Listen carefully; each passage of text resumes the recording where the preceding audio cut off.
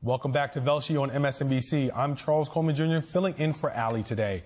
Now, since returning to office, Donald Trump has dismantled decades-old agencies and initiatives which were initially designed to protect Black Americans and other marginalized communities.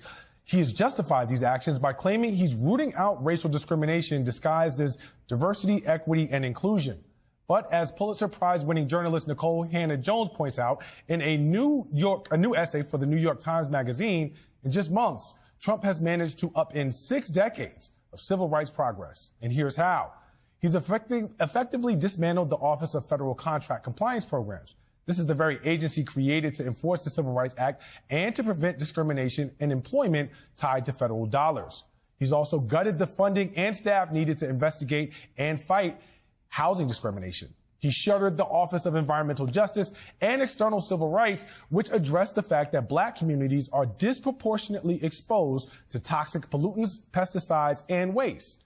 He's also closed the Department of Veteran Affairs Equity Office. Now, that office was dedicated to addressing the racial disparities in how disabled veterans receive compensation. He shut down regional civil rights offices that were key to fighting discrimination in schools and to enforcing desegregation. And he's even forced schools to eliminate initiatives that diversify teacher pipelines and support Black students to help close the achievement gap. And that's just some of what he's done as part of an sweeping effort to dismantle every program, every office, law, or mandate designed to protect the civil rights of Black Americans and other marginalized communities. These are protections that are still very much so desperately needed as the data continues to show that Black Americans suffer disproportionate discrimination across every sector of American life. Perhaps most disturbingly, he's now using the Civil Rights Division of the Justice Department to enforce executive orders dismantling diversity programs. Nikole Hannah-Jones put it plainly, quote, by deploying the Civil Rights Act against the very people it was created to protect, conservatives hope to get as close to their ultimate goal as possible, repealing it. Joining me now is Nikole Hannah-Jones. She's a Pulitzer-Prize winning reporter, the New York Times Magazine creator of the 1619 Project, and the founder of the Center for Journalism and Democracy at the Howard University, which is probably the most important thing on her resume. Nikole, good morning. Thank you so much for being here. Always a pleasure to talk to you. I read the piece. Phenomenal historical account of the progression of both civil rights in America and their dismantling. One of the central themes that I think is really important that you talk about, I'd love to expand on, is the notion that regardless of what's codified, if you don't have these agencies and institutions that are intended to enforce the laws that are on the books, it leaves our rights as Black people subject to erasure. Yes, absolutely. Thanks so much for having me on to discuss this piece. And that is really a key theme of the essay. We understand that laws need enforcement when it comes to almost everything except civil rights. We understand that just because you outlaw murder doesn't mean you don't need a police department. It doesn't mean that you don't need an entire system of justice to enforce the laws and make sure that people follow them. Yet when it comes to civil rights, we kind of believe that they're self-enforcing, that just the very existence of those laws are enough to make people end discrimination and for us all to have equality. Of course, that's never been true. So what Trump is doing in his administration is basically, he doesn't have the ability to overturn the 1964 Civil Rights Act or the Voting Rights Act or the Fair Housing Act, but he can gut the entire enforcement mechanism and send the message that if you discriminate, there's no one in federal government that is actually going to enforce the law. So what I tried to show in this piece is we have been here before in America. You know, the entire civil rights movement was fought to really vindicate rights that Black people had already won following the end of slavery. The civil rights acts that were passed in the 1860s, the 14th Amendment, the 15th Amendment. These were laws that had already been passed, and yet they existed on paper. And when you had a federal government and state governments that wouldn't enforce them, it's as if those laws did not exist, and Black people were certainly not protected by them. And so this is the fear, is that we're entering another era like that. You know, Nikole, in your connection to history, the way that you just did, another theme that I noticed when I read the piece was this conversation about how disinformation and distortion of a narrative actually shapes opinions around the necessity for civil rights and how at the turn of Reconstruction, there was an effort by school teachers and textbooks to essentially whitewash history in such a way that made people think differently about the first black Republicans that were elected to the Senate following Reconstruction, following slavery, and how that shaped things, and how now there's also a similar disinformation campaign that has made it seemingly more okay for folks to be not as outraged that civil rights are being erased just 5 years after America's racial reckoning in 2020. Can you talk a little bit more about that?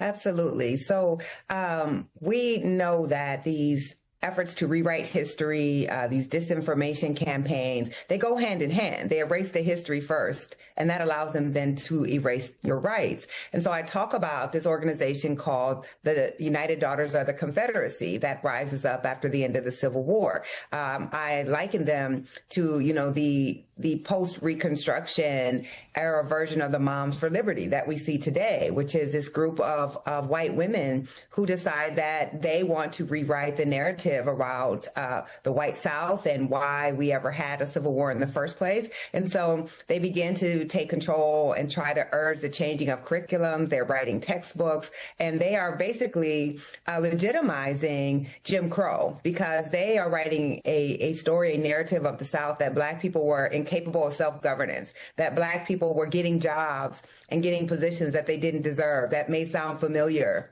to the times that we're in, and that Black people were not the rightful participants in democracy. So you have these narratives that are being put out in textbooks, that are being placed, all of the Confederate monuments that we saw, those don't begin until after the fall of Reconstruction. They don't happen right after slavery. And that's creating a narrative that allows the stripping of Black people's rights. So I think we're seeing a similar effort here, these efforts to really downplay the history of racism, to downplay Black accomplishments. The federal government, the Donald Trump administration, we've paid a lot of attention to the way that they have been working to erase the accomplishments of Black people. We haven't paid as much attention to the way that they're actually eradicating the enforcement mechanisms for our civil rights. I think that is just as critical. And the last point I want to quickly make, we keep labeling this DEI. That's because the Trump administration is saying that what he's doing is challenging DEI. Well, first of all, no court has ever said DEI is illegal or discriminatory, but also they're not actually tackling DEI alone. They're actually dismantling the ability to integrate our organizations to try to bring about equality and the enforcement of civil rights.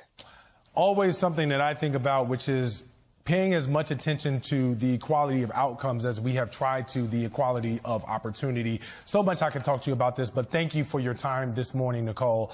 That is esteemed journalist and Howard University professor, Nikole Hannah-Jones. Nikole Hannah-Jones was on,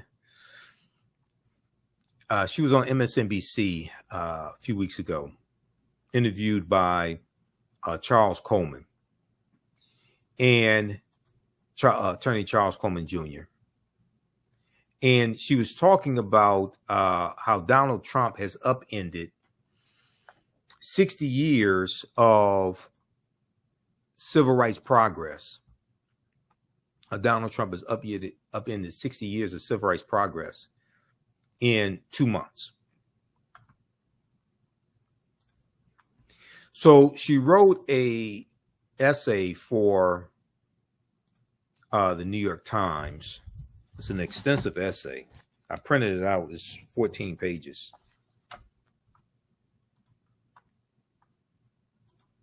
And I'm going to go to that. How Trump upended 60 years of civil rights in 2 months.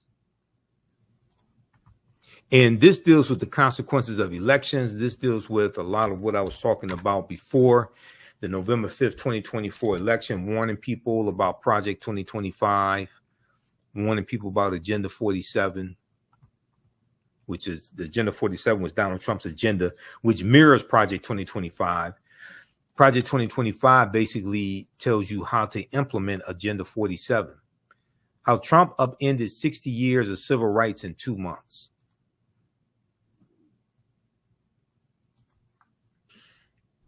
An assault on federal protections may bring about a new era of unchecked discrimination. This is by Nikole Hannah-Jones. She talks about how last year a little-known office in the U.S. Department of Labor helped Black workers at a Texas medical center recover $900,000 in back wages. Recover $900,000 in back wages. And Black workers at a Caterpillar plant in Illinois recover $800,000 each time over allegations that applicants lost out on jobs because of their race. It was called the Office of Federal Contract Compliance Programs.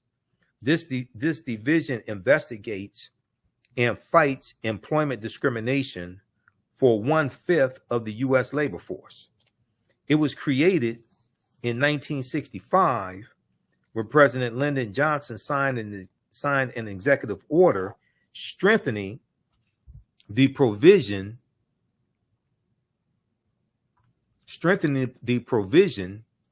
of the Civil Rights Act of 1964 that banned racial discrimination by employers. Okay, so this goes back to Lyndon Johnson. Now, remember, Trump's second day back in office, he rescinded Executive Order 11246, which is affirmative action. That dealt with affirmative action in federal government contracts. Okay. Now, what Nikole Hannah-Jones here is talking about is the Office of Federal Contract Compliance Programs. All right.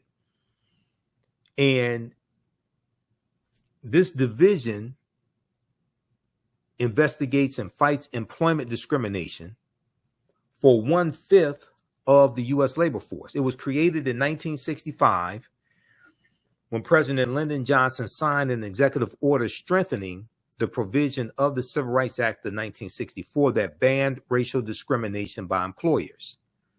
Okay, so the Office of Federal Contract Compliance Programs specifically enforced the law among businesses and institutions that contracted with the government or received federal funds. Okay, that's affirmative action.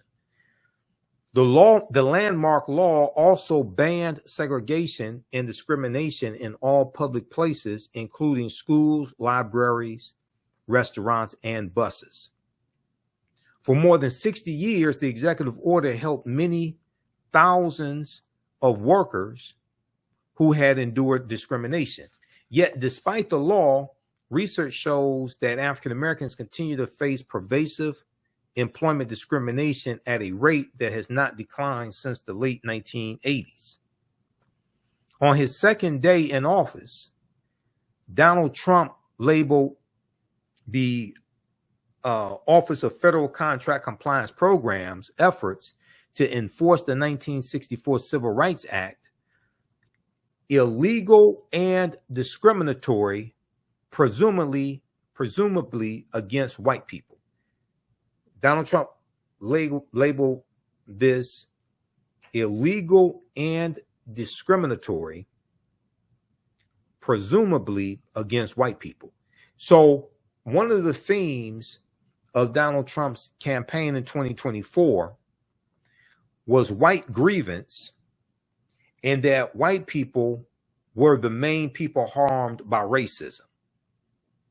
And he was dealing with white people's grievances. And when you read Project 2025, you see this theme with the attack on diversity, equity, and inclusion, the attack on affirmative action. And they were saying that white people, they're talking about reverse racism, and they're saying that white people were the ones being harmed by all these programs. And Project 2025 was a direct backlash to the racial reckoning that took place in this country after the killing of George Floyd, May 25th, 2020. And since Trump has been in office this 6 months, you've seen a total reversal of all these programs and initiatives from the past 4 years, but he's wiped out a lot of the progress that we've made over the past 60 years, if you've been paying attention to what's going on. Now, if you haven't been paying attention and you've been watching reality TV shows and just been stuck underneath a rock, then you're not going to understand any of this. Okay, I want to go to this clip here. So read the rest of this article because it is deep. Okay. Let me share a little bit more with you, and then I'm going to go to this clip of her, Nikole Hannah-Jones on MSNBC, breaking this down. Donald Trump signed his own executive order revoking President Johnson's executive order on behalf of, as he put it, quote, hardworking Americans who deserve a shot at the American dream, end quote. Now, this is the day after, remember when Donald Trump was inaugurated, he said that they were going to fulfill Dr. King's dream, have a colorblind society. He had this brain damaged Negro preacher from Detroit to recite Dr. King's I Have a Dream speech, and none of those people actually understand the speech, because the speech was about dismantling white supremacy and racism. Because in the speech, Dr. King talks about fighting against police brutality. He talks about 100 years prior, in 1863, with the Emancipation Proclamation, African Americans being given a promissory note. And when we took that promissory note to the bank to deposit it, is marked insufficient funds. He talks about voter suppression, housing segregation, all these things. He's talking about dismantling white supremacy and racism. The beloved community,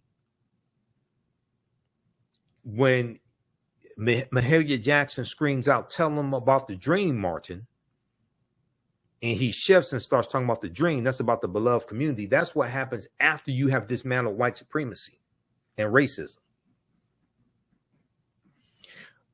So a lot of people want to talk about the dream, but they don't want to talk about Dr. King calling out white supremacy and racism and calling for the dismantling of it. See, a lot of people want to pimp Dr. King and think if we just talk about everybody getting along and everybody loving each other and black and white children holding hands, somehow you have achieved the beloved community. No, you haven't dismantled white supremacy and racism yet. And with this Trump administration in place, they don't even want to admit that racism exists, because they said we're going to have a colorblind society. So all the programs that were designed to level the playing field and repair some of the damage of historic racism, they're wiping all that out and say, we want a colorblind society. Everything's equal. We're going to wipe all this stuff out. This is what they've been doing the past 6 months.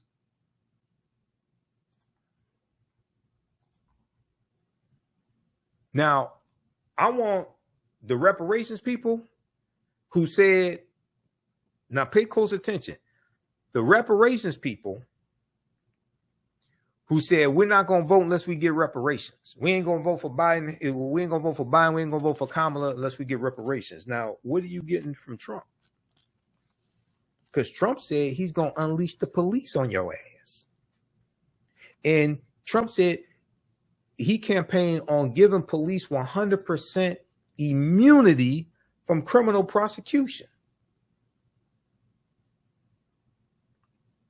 Now, how you going to get reparations from Trump? How you going to get reparations from a Congress controlled by Republicans? They don't even want to acknowledge that the harm exists, let alone do something about it. If they're going to take away Medicaid from 11.8 million people, if they're going to take away Medicaid from poor white people in rural Georgia, Mississippi, Louisiana that voted for them, now explain to me how you get reparations from them.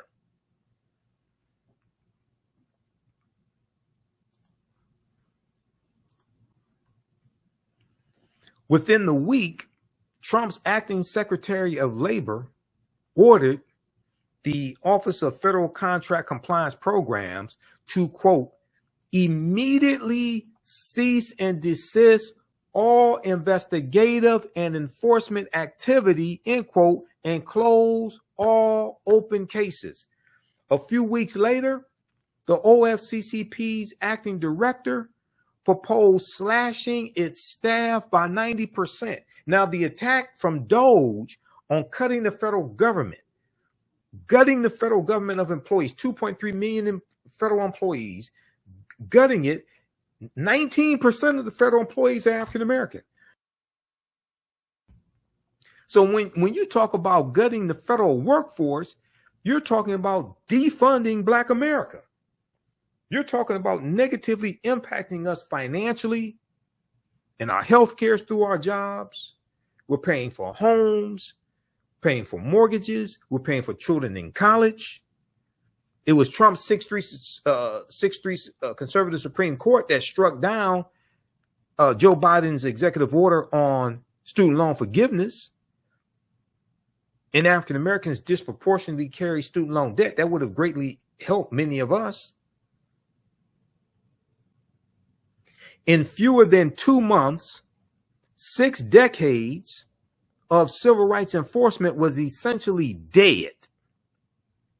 In fewer than 2 months, 6 decades of civil rights enforcement was essentially dead. Trump has justified these actions by claiming he is rooting out racial discrimination disguised as, quote, wait for it, diversity, equity, and inclusion. What they are doing, this is laid out in Project 2025. What they are doing is using what they call diversity, equity, inclusion in any programs that were remotely beneficial for African Americans. They're saying that we're rooting out discrimination and racism by wiping out these programs that were helping African Americans. And they're calling that DEI, and DEI is wrong. And we want a merit-based society. We want a meritocracy. So we're going to fulfill Dr. King's dreams. We're going to wipe out all these goddamn programs that were remotely helping Black people. And most of Black MAGA is silent while all this is being done.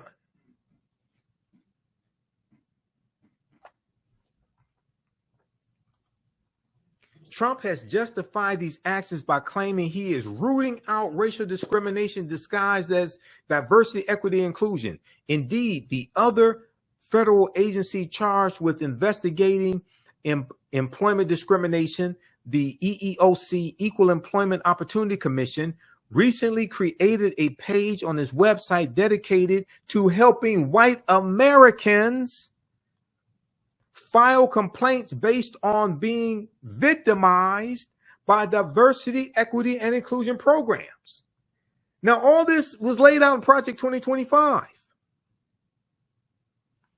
Now, I was talking about Project 2020. I've been talking about Project 2025 since 2023 because it came out April 2023 from the Heritage Foundation. They put out a 922-page playbook telling you what they were going to do. And people, many of our people still just walking around clueless, dumbfounded. Like, you notice everybody has a smartphone and many of them are dumber than ever. Everybody has a smartphone. There's a Google machine on your smartphone. You know, the smartphone is probably the most powerful invention in the last 40 years. Yeah, the laptop computer going from mainframes to desktops to laptops, but you have all this access to knowledge in the palm of your hand. Not only that, did you know that for instance, with Google Chrome and with Microsoft Edge, did you know they have a feature in the browser where they will read the article to you? Now, New York Times and Washington Post, they have that feature if you subscribe to them, because I have digital subscriptions to all of them. I have digital subscriptions to New York Times, Washington Post, right? So sometimes when I'm at work, I'm listening to articles because they have the feature, you press the button and it reads the article to you. But if you look here, okay, so this is, all right, so I just pulled up an article right here, okay. Montgomery Civil Rights Era newspaper honored with historical marker. This is from WSFA Channel 12. Okay, so up here, like Google Chrome, you got the 3 vertical dots up here, upper right-hand corner. You click on that, okay, and then this menu drops down, right? And then you look at that option right there. Listen to the page. Listen to this page. You click on listen to this page, and published by WSFA. Montgomery, Allah. WSFA, a Montgomery-based civil rights era newspaper, has received a historical marker honoring its coverage of historical events. It will read the article to you. Ellen Lake wrote for Harvard And then University's newspaper while pursuing her education. You can put it in hibernation When mode. Lake noticed that there was It'll read the article to you. and a lack of coverage of civil rights issues in mainstream This is media. Google Chrome. So we got all of this access to knowledge, and people just walking around dumbfounded. I don't understand. I'm sorry. I don't understand it. Not only that, they're paying a cell phone bill each month and just walking around just a head full of mush. This seems like a fragment. It makes no sense to me. I don't understand things like that. You know, I admit I consume more news. I do more reading on a daily basis than the average person. I monitor about 35 different news sources on a daily basis. I do understand it, but damn, it's like, come on. All right, so but to see what Trump is doing as simply eliminating so-called DEI is to misunderstand the scale and the consequences. What's at stake is not only corporate diversity trainings, equity offices, and the use of pronouns and email signatures. Many diversity, equity, and inclusion programs were put in place to help ensure compliance with civil rights laws and to foster integration in a society that for most of its history explicitly discriminated against Black Americans, African Americans. No court has deemed these programs illegal. See, this is what is so insidious. And Donald Trump is a dictator. He's a thug, rotten to the core, no morals. Okay. Dictator, hung out with a pedophile, Jeffrey Epstein. I don't know how many pedophiles he hung out with, but he hung out with at least one.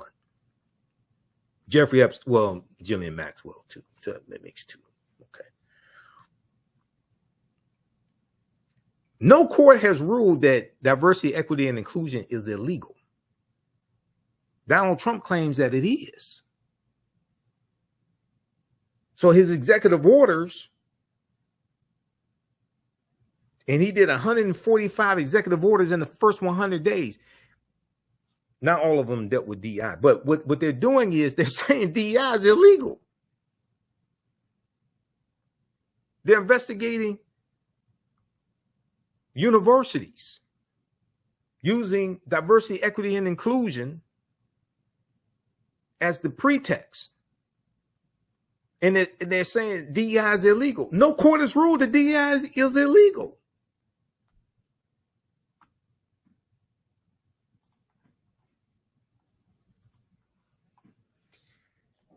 No court has deemed these programs illegal. Yet in the opening months of his second term, Trump has capitalized on the unpopularity of equality efforts among some Americans, glibly wielding the language of DEI to initiate the broadest and most significant assault on civil rights and racial integration in the country in more than a century. Is President Johnson with Dr. King, Whitney Young, and James Farmer in January 1964. Since returning to power, Donald Trump has used his singular authority as the head of the federal government to recast the white majority as the primary victims of systemic racial discrimination. This is what I'm talking about. This is what he's been doing. This is what he campaigned on. White grievance. This is what he campaigned on. Now, where are all the black people who said they were voting for Trump because they thought they were going to get stimulus checks? Because they thought he gave them stimulus checks in his first term because he put his signature on them, when actually it was Congress that did that and passed the stimulus checks, part of the coronavirus package.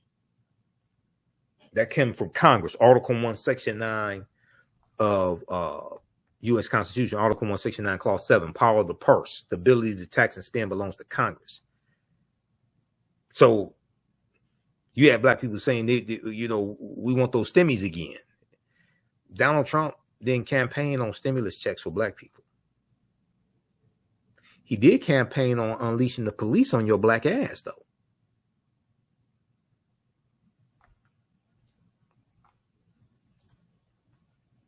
Everybody has a smartphone and we're dumber than ever. Since returning to power, Trump has used his singular authority as the head of the federal government to recast the white majority as the primary victims of systemic racial discrimination, though no evidence, not even self-reporting among white people, shows this to be true. Okay, read the rest of this here, because this is, like I said, this is a long essay, man. This is deep, okay? This is deep what's taking place. And this is what we were warning people about. So we have to continue to fight this, continue to educate ourselves. We have to leverage our economics to enforce our political agenda as well. We're going to have to engage in continue with economic boycotts against corporations, but also, as I've said on Roland Martin Unfiltered, go after some of the corporations that help to finance Republicans and put them in office as well. Go after the top 3 or 4 corporations and have nationwide economic boycotts against them. And also, we have to look at where our pension fund dollars are invested, because oftentimes we finance our own dehumanization through where our pension fund dollars are invested and our 401k dollars, because you can redirect where those dollars are invested as well. It's been done before. To give you one quick example, then we have to move on. Back in June, I think it was 2017, in New York City, the city employees in New York City, they withdrew $48 million in pension fund dollars from privatized prisons. They found out they were invested in privatized prisons. Okay. So we have to redistribute the pain through targeted, sustained economic withdrawal strategies and leverage our economics to enforce our political agenda. Okay, let's look at this article here quickly. Okay, the city has sold off about $48 million in stocks and bonds of 3 private prisons, according to the controller's office, after a unanimous vote from the fund's trustees. After a unanimous vote from the fund's trustees. The move comes after a scathing federal audit of private prison facilities last year, and after 8 immigrant detainees have died in the last fiscal year while in private immigration detention centers, which house 65% of immigration and custom enforcement detainees. So these private prison companies like Core Civic and Geo Group, they've gotten contracts from Trump, from the federal government, to house migrants, just like they were doing in his first administration, because the private prison companies have financially backed Trump because he supports private prisons. So if you are against private prisons, but you voted for Trump, you are a damn fool. If you are against private prisons and you voted for Trump, Trump is a big supporter of privatized prisons. The trustees of the city's pension funds voted in favor of divesting in a mid-May meeting, the stocks and bonds in 3 companies, Geo Group, Core Civic, and G4S, have since been sold, Stringer's office said. Okay. All right, read the rest of this piece here. Research this. New York pension fund to back out of investments in private prisons. There are other examples, but I don't have time.